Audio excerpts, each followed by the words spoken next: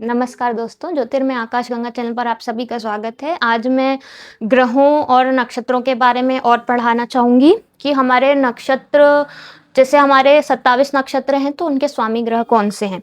तो चलिए आइए, ये मैंने लिख दिया है ये ग्रह स्वामी और नक्षत्र।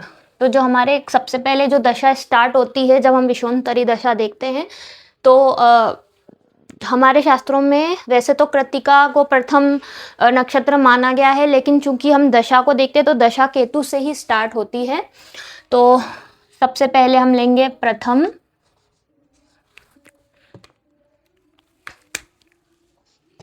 केतु के नक्षत्र, फिर दूसरे में हम लेंगे केतु के बाद शुक्र के नक्षत्र, फिर तीसरे में हम लेंगे केतु शुक्र सूर्य, फिर चौथे चंद्रमा, फिर ये पांचवे जगह ज़्यादा छूट गई, चंद्रमा के बाद मंगल, फिर छठे हमारे आएंगे राहु, फिर सातवें आएंगे गुरु और आठवें आएंगे शनि, फिर आएंगे नौवे बुध, फिर लास्ट में बुध की दशा। तो जो इनके नक्षत्र हैं वो कौन कौन से मैं बता देती हूँ।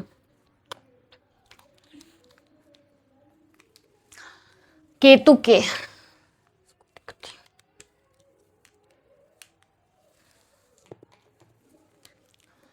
अश्विनी भरणिश्चैव, अश्विनी भरणिश्चैव,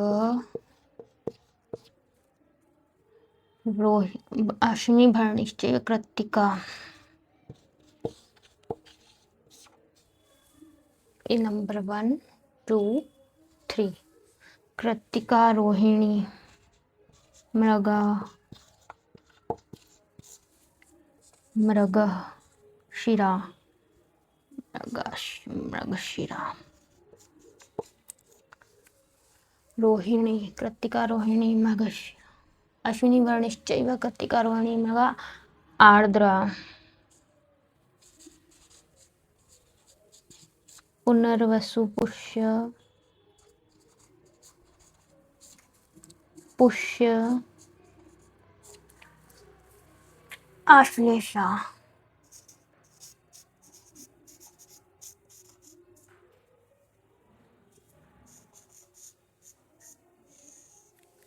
आश्लेषा 6 7 8, ये 9वां नक्षत्र हमारा है ना। अश्विनी भरणिश्चैव आश्लेषा ये 9। अब 10वां मघा,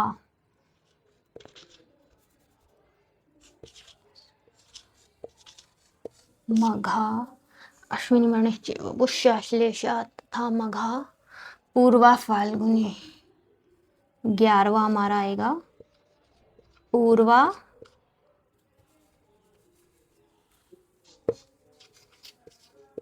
फाल्गुनी,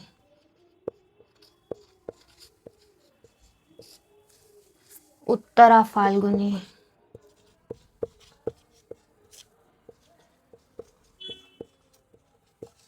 पूर्वा फाल्गुनी उत्तरा फाल्गुनी तथा हस्त चित्रा। 13वां हमारा हस्त, 14वां चित्रा मंगल का हस्त चित्रा तथा स्वाति राहु का स्वाति 15वां था स्वाति विशाखा तदंतरम है ना। फिर ये 16वां विशाखा गुरु का,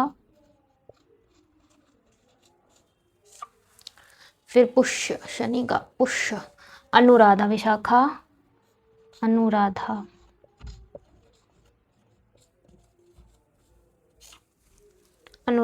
फिर बुध का आश्लेषा के बाद ज्येष्ठा 18वां। ये फिर से हमारे 9 हो गए।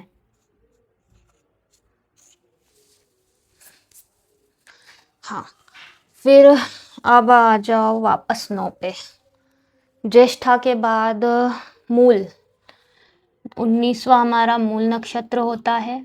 मूलम आश्लेषा ज्येष्ठ अनुराधा तथा ज्येष्ठा मूलम निगध्यते, धनिष्ठा नहीं, शुक्र का आएगा। पूर्वाषाढ़ा 20, पूर्वाषाढ़ा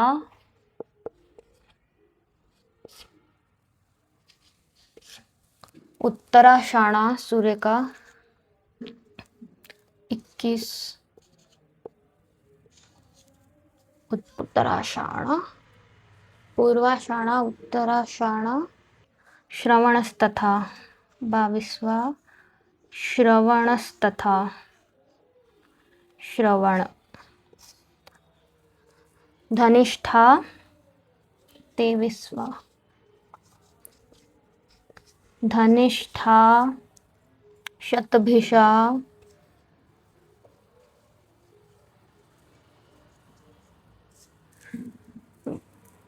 पूर्वा भाद्रपदा, ये पूर्वा भाद्रपदा, गुरु का फिर ये 26वां, शनि का उत्तरा भाद्रपदा,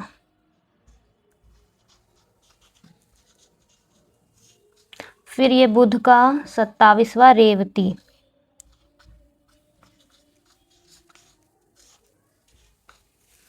रेवती।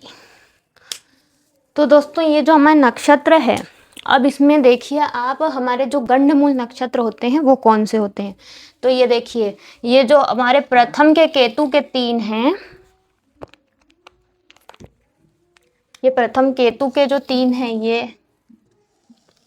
है ना, और अंत के जो बुध के 3 हैं, सॉरी ये भाद्रपदा कट गया, ये जो हमारे अंत के, ये इसको मैं सही से लिखूं, उत्तरा भाद्रपदा,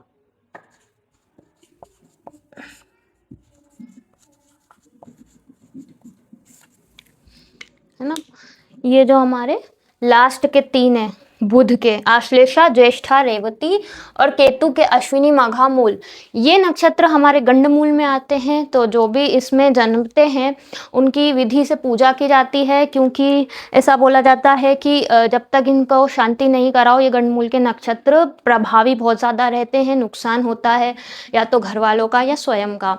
तो इसलिए जब भी कोई बच्चा मूल गंडमूल में पैदा होता है तो वो उसकी शांति कराई जाती है। और ये कैसे पता चलेगा कि गंडमूल में पैदा हुआ है, कौन से नक्षत्र में पैदा हुआ है? इसके लिए हम ये देखेंगे कि जन्म पत्रिका में जिस समय हम जन्मे थे उस समय चंद्रमा कौन से नक्षत्र में बैठे थे। तो ये नक्षत्र हम चंद्रमा के द्वारा ही देखते हैं, क्योंकि चंद्रमा जिस नक्षत्र में हमारे जन्म के समय बैठे होते हैं वही नक्षत्र हमारा जन्म नक्षत्र होता है। तो अब इनमें से जो ये 3 है और ये 3 है, ये 6 नक्षत्रों में से अगर आपका चंद्रमा बैठा है तो इसका मतलब आपका जन्म गंडमूल का है, और आप पता करेंगे कि आपकी नक्षत्रों की शांति पूजा हुई है कि नहीं। नहीं तो सारी ज़िंदगी में कुछ ना कुछ प्रॉब्लम लगी रहती है। और अब मैं बताऊंगी कि इनमें से पंचक नक्षत्र कौन से होते हैं। तो ये तो 6 मैंने बता दिए गंडमूल नक्षत्र, और ये जो हमारे होते हैं ना लास्ट वाला 27वां, 26वां, 25वां, 24वां और ये 23वां, अब इनको आप गिनेंगे तो ये 5 हो जाएंगे। 27 से गिनेंगे उल्टा, 1 2 3 4 5, तो ये 23 तक जो 5 नक्षत्र हैं ये हमारे पंचक के नक्षत्र होते हैं। और जब भी चंद्रमा घूम के सारे नक्षत्रों में इन 5 नक्षत्रों में आते हैं, मतलब धनिष्ठा में आए, फिर शतभिषा, एक दिन में एक नक्षत्र पे रहते हैं चंद्रमा, तो जब भी घूम करके इन नक्षत्रों पे आएंगे तब पंचक लग जाते हैं। और पंचक का बताया जाता है कि इसमें शुभ काम वर्जित होते हैं, दक्षिण दिशा की यात्रा वर्जित होती है, और काष्ठ आदि का जमा करना वर्जित होता है, लकड़ी का, और छत डलवाना घर की, या घर के लिए कुछ भी आप अगर अच्छा मंगल कार्य करवाना चाहते हैं, ये सब वर्जित है पंचक में, क्योंकि इसका अगर आप करते हैं तो 5 गुना इसका नुकसान हो सकता है। जैसे बोलते हैं कि पंचक में यदि कोई शांत हो जाए तो फिर उसी जगह पे 5 और, मतलब पंचक है तो मतलब एक शांत हुआ है तो 4 जने और शांत हो सकते हैं।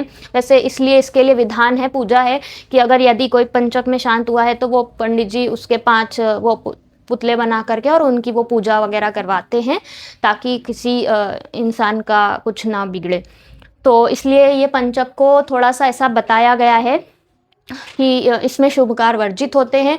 पर अगर पंचक में कभी कभी ऐसा भी देखा गया है कि पंचक में 5 गुना नुकसान होता है तो 5 गुना फ़ायदा भी हो सकता है, पर उसका कोई 100% रिजल्ट नहीं है।